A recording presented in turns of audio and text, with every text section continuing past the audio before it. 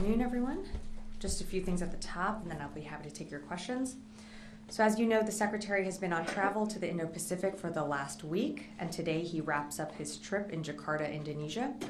Throughout the Secretary's visits to India, Republic of Korea, and Indonesia, the common thread across all of his engagements have been a shared commitment to a free and open Indo-Pacific.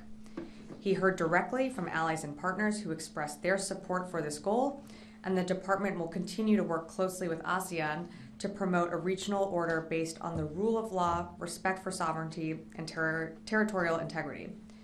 Also during his trip, the Secretary had the opportunity to speak with his counterparts from the Philippines, Thailand, Vietnam, and Indonesia to discuss a number of bilateral initiatives. Now, as you saw last night, President Biden and President Xi committed to the resumption of high-level military-to-military communication. Additionally, the U.S. and the PRC agreed to resuming telephone conversations between their theater commanders. Secretary Austin welcomes this announcement and will meet with his counterpart when that person is named. As these agreements were just reached yesterday, we know that we have work to do with the PRC military to solidify these principles for actions. We will keep you informed as these procedures are codified and when we schedule our first meetings and calls. And as Secretary Austin has said, maintaining open lines of communications between our two militaries is essential to avoid misunderstandings and miscalculations that could lead to a crisis or a conflict. Switching gears, earlier this morning, Congress avoided a government shutdown by passing the bipartisan continuing resolution, which I believe is headed to the president's desk for him to sign. This short-term CR will ensure that our troops and civilian workforce will be paid through the holidays. However, the department continues to urge Congress to pass a full-year appropriations, which is the best thing that Congress can do for our national defense. As we have long made clear, operating under a short-term continuing resolution hamstrings the department's peoples and our programs and undermines both our national security and competitiveness. We also urge Congress to pass our supplemental funding request that would allow us to keep supporting Ukraine and Israel, providing life-saving humanitarian assistance across the globe, and makes critical investments in the Indo-Pacific. The supplemental doesn't just meet today's urgent challenges, but also invests in our industrial base here at home, because as we send munitions from our stockpiles, the money to replenish our supplies invest in the American industry and American workers. These investments will mean greater prosperity at home and greater security abroad, and that's why we have submitted this urgent supplemental budget request to help fund America's national security needs and to stand by our partners and to invest in our defense industrial base. And lastly, also in Congress, an additional 3 nominations were submitted to the Senate, which means there are now 455 nominations concerning 451 general and flag officers who are currently impacted by Senator Tuberville's holds. We are encouraged by the efforts in the Senate to find a way to confirm all of our qualified nominees, given that these holds, as you've heard me say many times before, have an impact to our readiness, our national security, and our military families. These holds have lasted far too long, and every day that goes by, our department and our force suffer from them. And with that, I'd be happy to take your questions. Lita. Thanks, Sabrina. One quick question on China. Do you know when the last time the so-called red phone or whatever it was was used between the U.S. and China? And if you don't, can you take that? Yeah, I think I took a question similar to that last time when I was up here, so yeah, I'm happy to take that question. Okay. Yeah. And then the U.S. has now shot down a drone that was headed in the direction of the Hudner, and the Houthis have also shot down a U.S. drone. Do you believe that this drone was headed for the Hudner? Because the release says that the ship took self-defense action. Do you dispute it was headed for the Hudner? Do you think it was, or do you think it wasn't?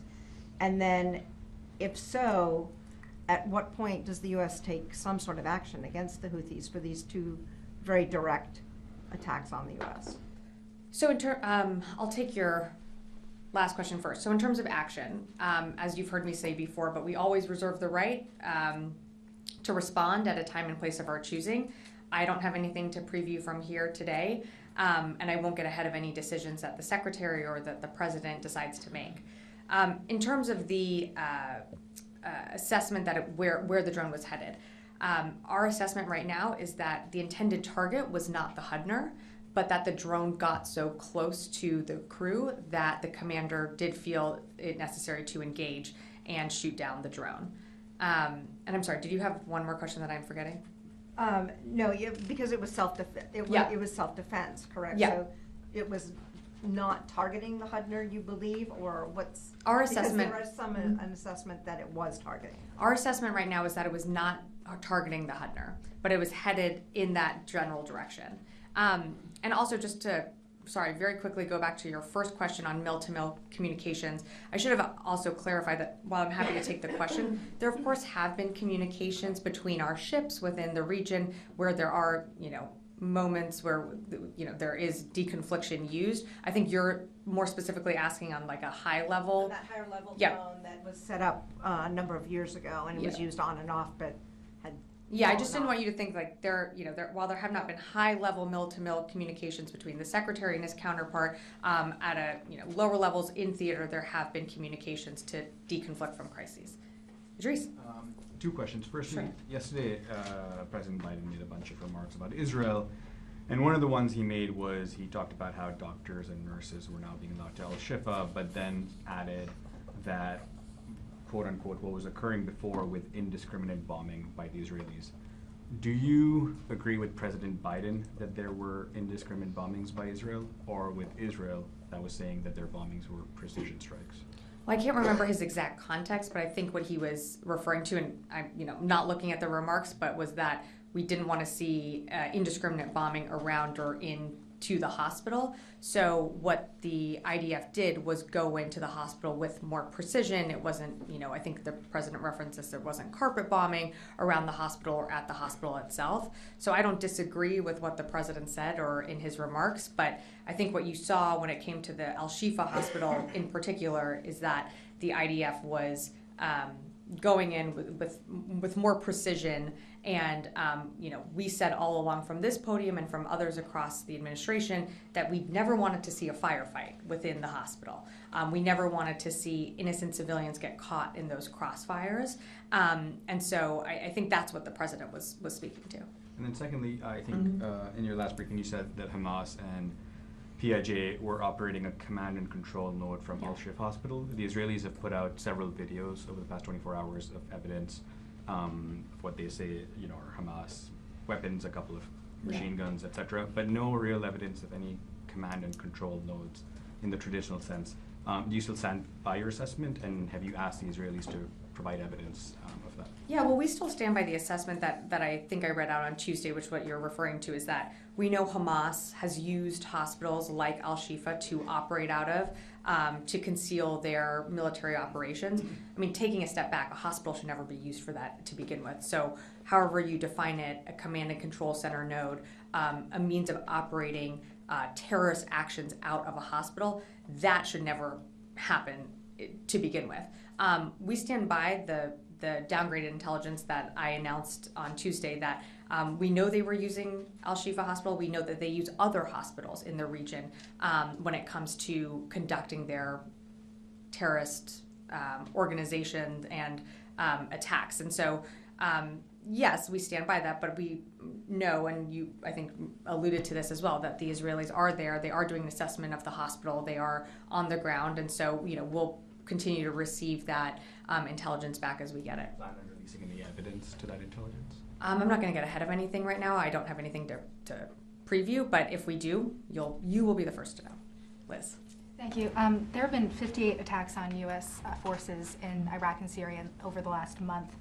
There's been 7 since Sunday's U.S. airstrikes in Syria. So the rate is not slowing down of these attacks. Is the Pentagon waiting for a service member to be killed before taking stronger, more effective action? No, absolutely not. I mean, we would never want to see that. We would never want that to be the outcome of any attack. I think, taking a step back here, as you mentioned, yes, there have been 58 attacks on our service members since October 17th, all of which have been unsuccessful. They have not caused significant damage to infrastructure, and they have not caused significant injury to any of our service members. and all of our service members who have been injured have all returned to duty. So absolutely not are we waiting for an attack to inflict more damage to alter our response. I think you saw our responses of our last 3 strikes hit.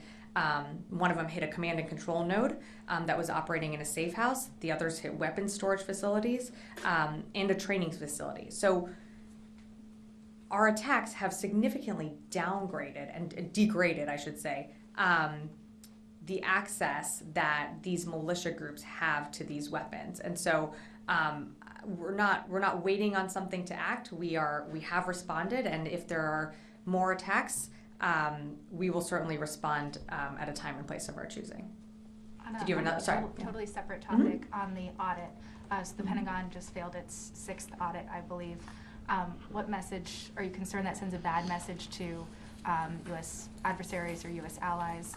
And if the Pentagon can't pass its own audit, how can the American people trust what weapons it's sending to Ukraine and Israel? Yeah. Well, we're working on improving our process. While it wasn't the results that we wanted, we certainly are learning each time an audit passes, and it's a continuing and ongoing process that this building is assessing. One of the things that the audit did do this time around was it informed how what we had for how we could supply Ukraine, and then when the events of October 7th happened and the need to assess what we could supply Israel, we were informed very much by the results of the audit from our looking all across the entire building here, but also what we had provided for Ukraine. So again, it's a complicated process, and it's a complicated undertaking that this building has done, but we feel confident in what we are learning each time. Natasha. The Pentagon keeps saying that there have been no serious injuries from these attacks, Yeah. but more than 24 service members have suffered traumatic brain injury, which seems like a very serious injury. So I'm just wondering, how are you defining that, and how are you defining unsuccessful? And then my second question is if you have any updates on the 5, the search and recovery efforts for the 5 special operations soldiers who died last week. Yeah. I'll take the last one first. So of course, I can't remember if I addressed this last time, but that's our thoughts and prayers are of course with the families who lost their loved ones over this last weekend in a training incident. In terms of any updates on those service members, I would refer you to the Army. They would have the latest for you. In terms of the injuries, again, I know TBI, of course, that's something that anytime one of our service members is injured, whether it's serious or not, we certainly take it seriously as a department. 2 of our service members did go to launch school for further evaluation. They were returned to duty soon after. So, of course, we take any injuries seriously, but these were not serious injuries. And I think that's important to remember on these attacks, that these attacks have been largely unsuccessful, that they have not damaged significant infrastructure. And as a result, the United States took military action 3 different times and fully degraded some of their facilities. So I think in terms of our response, we've been very effective in responding back and sending a message to Iran. Constantine. Thanks, Sabrina. On the Hudner, Sure. Can you say how close the drone got to the ship? I can't say how close it got. I don't actually know how close it got, but it got close enough to the ship that the commander felt that it needed to engage the drone. Sure. And can you say what weapon system the ship used to engage the drone? I can. Sure. Tony. Going back to the audit, the famous failed verb. Mm-hmm. It got a I disclaimer. was surprised. Liz took your question. I felt like I knew you were coming around to this. So I don't really care. yeah. The disclaimer issue. Uh-huh. What do the best minds in the building assess when you may get a clean audit opinion? How many years might that be? Since getting the 6th audit took years and years to prepare, is there a ballpark estimate you can give? How many years will it take to get a clean audit opinion in all 29 of these component audits? Tony, I'm not going to lie, I'm not an expert on the audit, but what I can tell you is that we do have those experts in the building, and I'm not going to get ahead of them or predict on when we are going to get a clean audit. What I can say is every time we go through this process, we are learning, we are improving, and we put into place measures that certainly monitor how we spend money. But again, there are people in this building directly focused on that. Can you take that for that question? I mean, Well, that's a hypothetical question that I can't really get into, and well, I can't predict the future. I can't predict when we're going to get to what you're asking, and they won't be able to either. That's why each time we go through this audit process, even if it is our 6th time, we keep going through the process. We keep getting better and better at it, and when we get there, Tony, I will let you know. it's a known unknown. Okay. Yes. Yeah, Fadi. Thank you, Sabrina. I have one question and then a follow-up. Sure. So, you stated that, the Hamas were using al-Shifa hospitals to conduct their attacks. And then you referenced the intelligence assessment. When you talk about this, can you be more specific? Based on your assessment, do you have any proof that Hamas used the building itself, which is a big building, or are you referring to the underneath the building in conducting these activities? Well, I think if I'm not mistaken, you can correct me, but I think al-Shifa Hospital actually is multiple buildings. So what we know is Hamas was using al-Shifa Hospital. I can't tell you specifically if it was just one building or multiple, but they were using the hospital to operate out of. That should stand alone as a place of concern. You have many injured civilians getting treatment there. You have babies who are just born.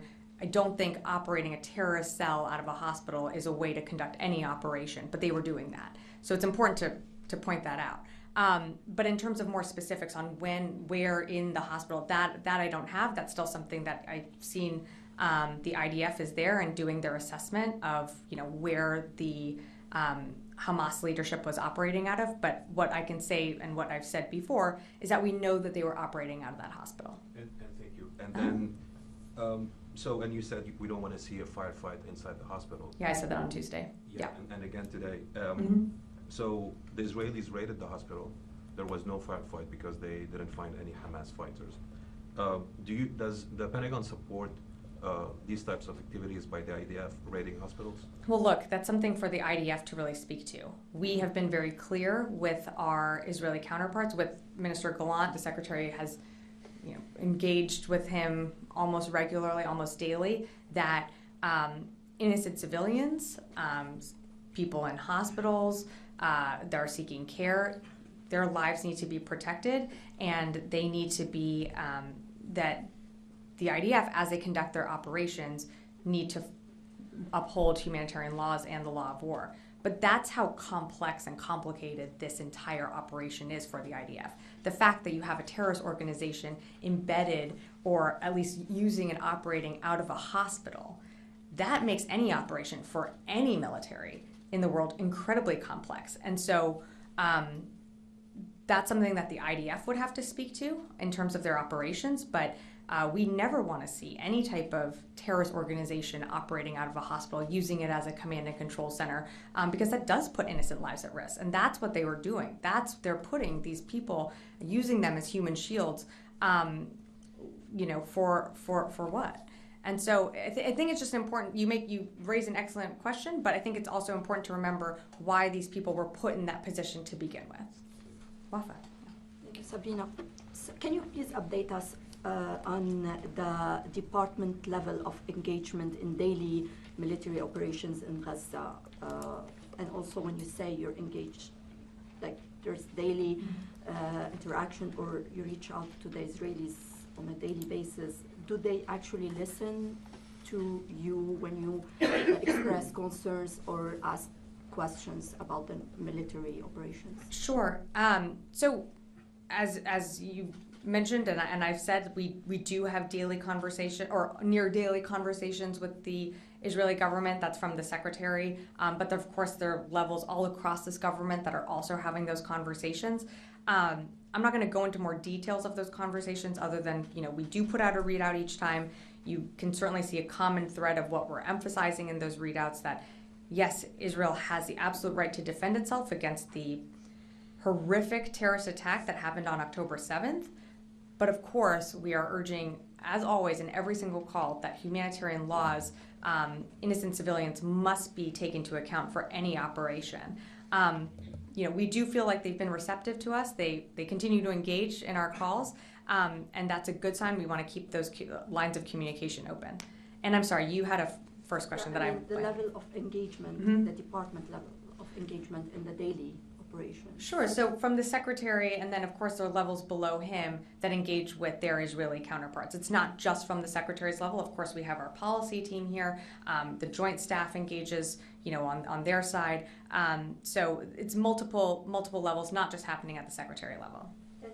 I'm sorry. Yeah, sorry. So when you say you have daily discussions, and can you please give us a sense about how the what's next? What are the goals of the Israelis? What's the way ahead in Gaza? Sure. On day 41 or 42, I believe, and the Israelis couldn't achieve much but killing civilians so far. So do they share their goals with you on a daily basis? So again, I'm not going to get into the private conversations. We have readouts that we put out after every call, and then we have engagements below the secretary's level that continue at all different levels and pretty regularly. I'm just not going to get into any further details of those calls. We're not the IDF. We're not on the ground. We're not in their operations, but we certainly ask the questions that we feel that we need to ask. We push where we feel that we need to push, and that's what good partners do. And so I'll just leave it at that. Chris? Oh, did you have one more? Okay, one more and then I'll go to Chris. Sorry. Yeah. So I want to ask you about if you still have the same level of concern about a wider conflict in the region, even though Hezbollah didn't show intentions to really engage in a comprehensive war with Israel so far. Yeah, we absolutely have concerns of this widening out to a wider regional conflict, which is why we have positioned the assets in the region that we have, with our 2 carrier strike groups, with more aircraft in the region, with the 26 MU also there that remains untasked, but ready in case needed. Absolutely, that's why we're concerned, and that's why you saw the secretary, at the direction of the president, surge these assets to the region to make a statement, and to make a statement to Iran that getting involved or seeking a wider regional conflict is not the right course of action.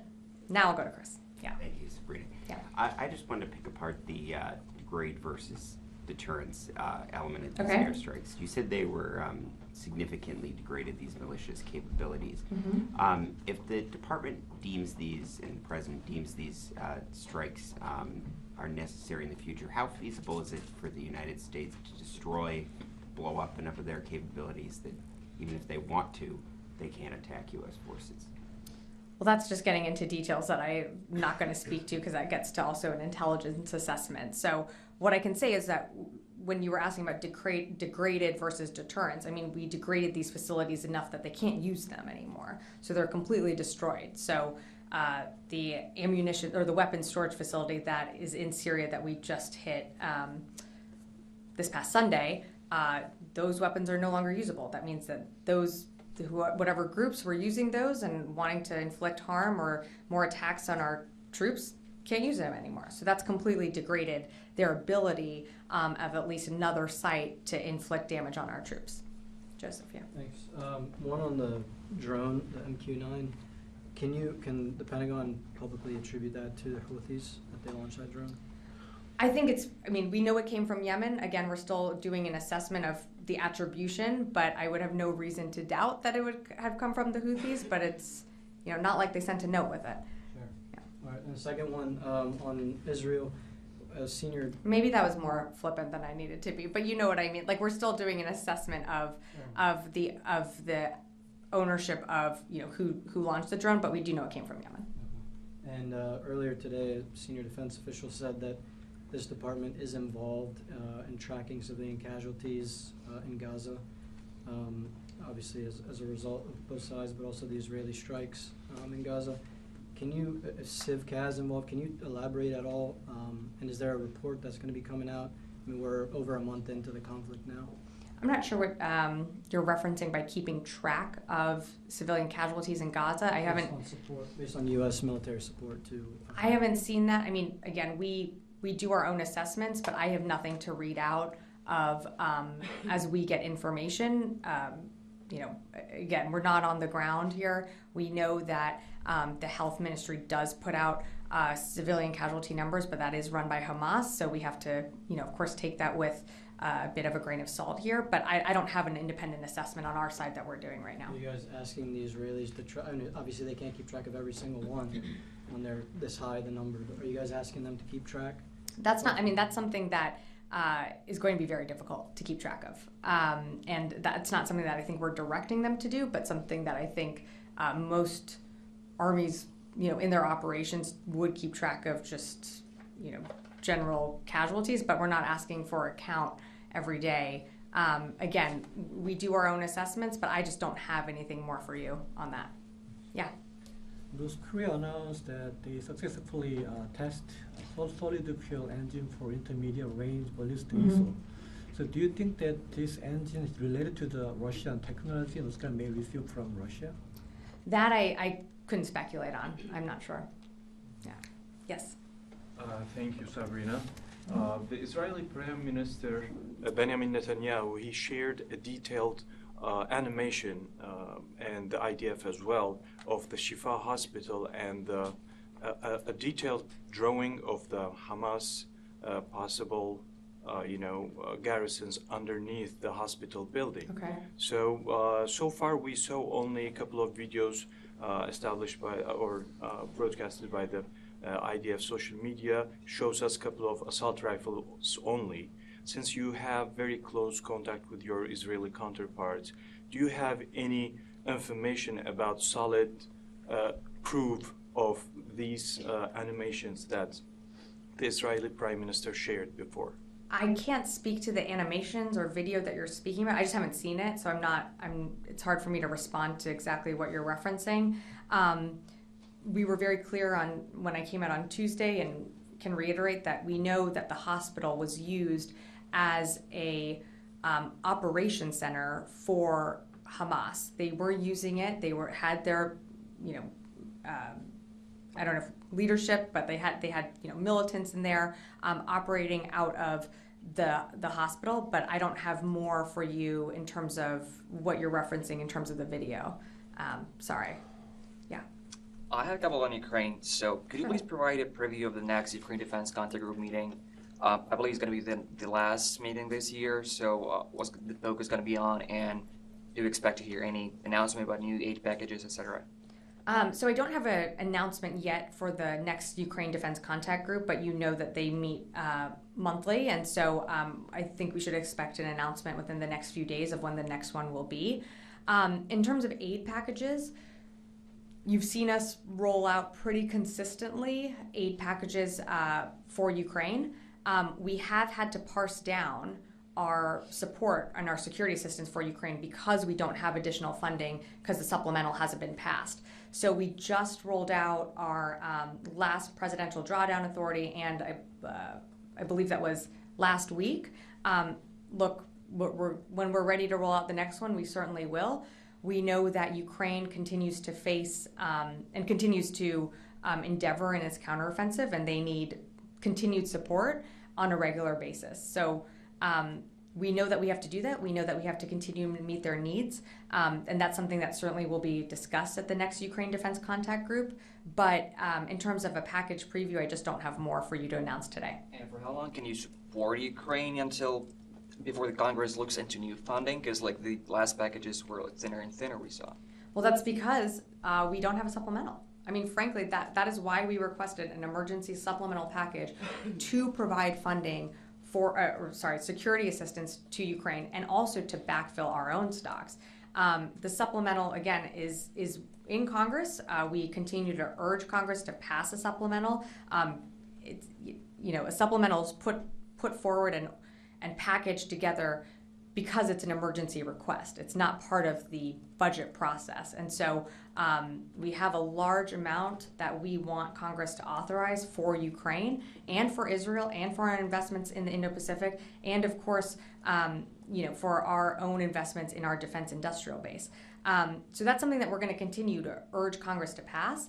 But you're absolutely right. You have seen smaller packages because we need to parse these out because we don't know when Congress is going to pass our supplemental package. And so we're continuing to talk with allies and partners. We're not the only country here contributing to Ukraine's urgent battlefield needs. As you know, the Ukraine Contact Group is over 50 nations. So it's not that it's just the U.S. supporting Ukraine, but the president has been very clear that we are going to stand with Ukraine for as long as it takes. And so that means Congress passing our supplemental request, and we hope that they do that soon. For how long do you think you still have them before Congress looks into that? Like it's going to be weeks, months, or? Yeah, well, again, each package varies by dollar amount. So you've seen some smaller packages. I'm not going to forecast how long that's going to last. That certainly wouldn't do the Ukrainians any good. That would really benefit the Russians. And so I'm just not going to be able to, give you a timeline on how long we're going to be able to have these packages continue to go forward. But what I can say, and what I will continue to say, is that we need Congress to pass that supplemental request. Yes. You keep talking about the intelligence in the past tense, that you believe, the intelligence believes Hamas has used hospitals.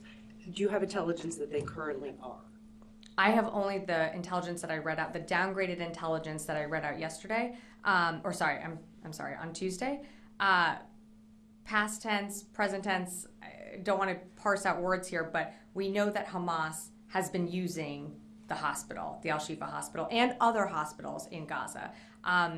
I'm not going to get into more specifics on,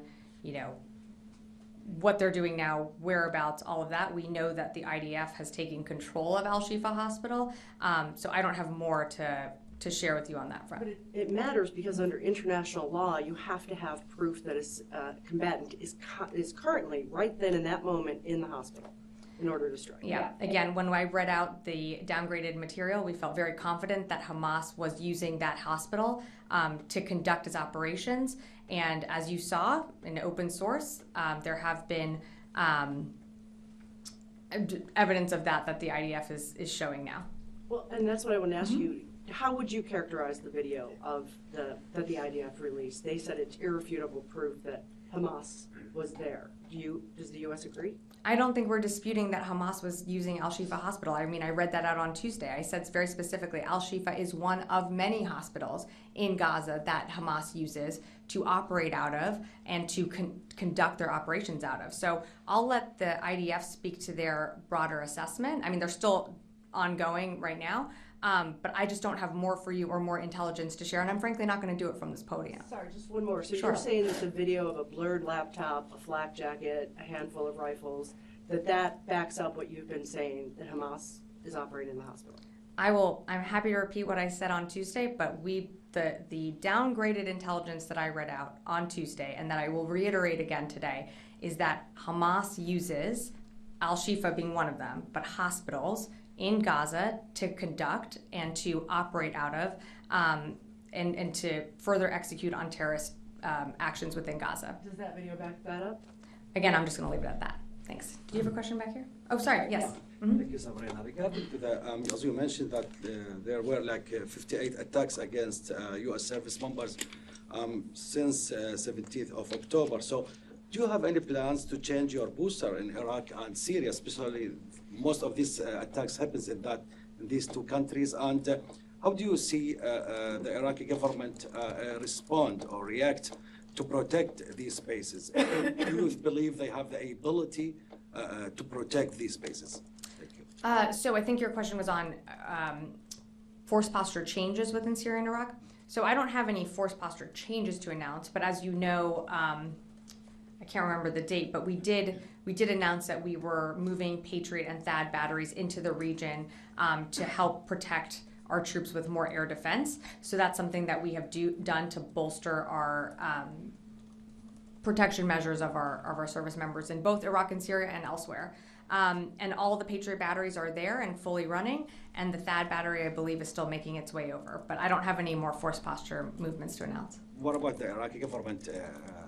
Do you think they have the ability to protect the bases that where the U.S. troops are being like in Anbar or in the north of Iraq? Yes, we continue to work with the Iraqi government and their military in terms of protecting our troops. We are in Iraq at the invitation of the Iraqi government, so we certainly work with them and partner with them, and they're, the secretary has had calls with his counterpart on making sure that our service members are protected in those areas, and we continue to engage them in those conversations.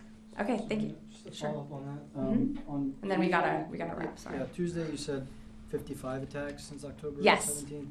We're hearing different numbers. Is that what's the latest? Sorry, I can give you that rundown. So as of today, there have been approximately 58 attacks. So that's 27 in Iraq and 31 attacks in Syria. 30 since Tuesday. Yeah. You have time Sorry. for one more quick. I'll be quick. Okay, Right. buddy. Yeah, thank One you. more. No, But then I feel like I have to do Tony. So okay, I'll do these two, and then I gotta have wrap to it up. give it to you. Yeah. Very generous with your time. Okay. Based on the intelligence Yeah. that was recently downgraded that you talked Mhm. about on Tuesday, and based on any other information that is available to you, how recent did Hamas leadership use al-Shifa Hospital? Well, that would get into further intelligence assessments that I just can't get into from here. Again, as I mentioned earlier, and I told you, we feel very confident that Hamas was using al-Shifa and other hospitals to conduct operations out of. But just in terms of when, where, all of that, more specifics, I just can't get into those details. Did you have a question? PDA Sure. issue, just to clarify for the record and for those watching, doesn't the Pentagon have about $4.9 billion of authority left for PDAs? They just don't have, they've got like $1 billion left to replace their equipment, but you can give like $4.9 billion in PDAs going forward. Yeah, I'm not trying to minimize it. I'm just trying to tell you that, yes, we do have $4.9 billion from the recalculated PDA funds that we continue to draw down of. That's what we're using. But we only have 1.1, I believe, left to restock our own inventories. And so, again, we know Ukraine is going to need more than that. Right. And so that's why we did submit that supplemental request. And a lot of that supplemental will be used also to replenish our own stocks. I just want to make the point that it's not getting cut off. You got $4 billion, Yep. and only $5 billion left to play out, however long that goes. Yep, that's correct. Yeah, thank you. All right, thanks everyone.